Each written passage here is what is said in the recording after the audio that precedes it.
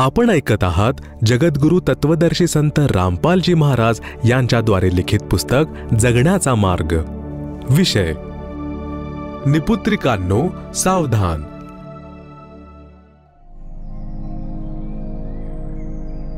ज्या पुण्यात्म्यांना अपत्य होत नाही तर आध्यात्मिक ज्ञानाच्या अभावाने त्यांची संतान प्राप्तीची तडफड कायम राहते।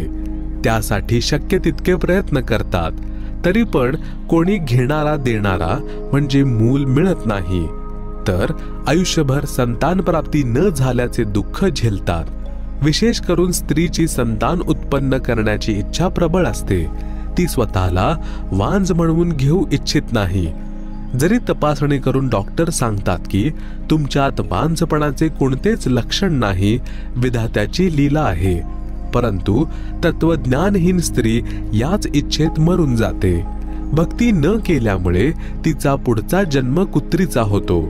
मग यमाचे दूत तिला म्हणतात की ताईजी, आता संतान उत्पन्न करून सगळी कसर भरून काढ। एका व्यातामध्ये 8 आठांना जन्म देशील, मग पुढचा जन्म तुझा डुकरेणीचा होईल। एका वेळी 12 पिल्लांना जन्म देशील आणि 7-8 व्यात करशील। अपत्यांची सारी भूक मिटवून घे। हे पुण्यात्मा वाचक बंधू भगिनींनो, अध्यात्म ज्ञान समजून घ्या। मानवी जीवन सफल बनवा।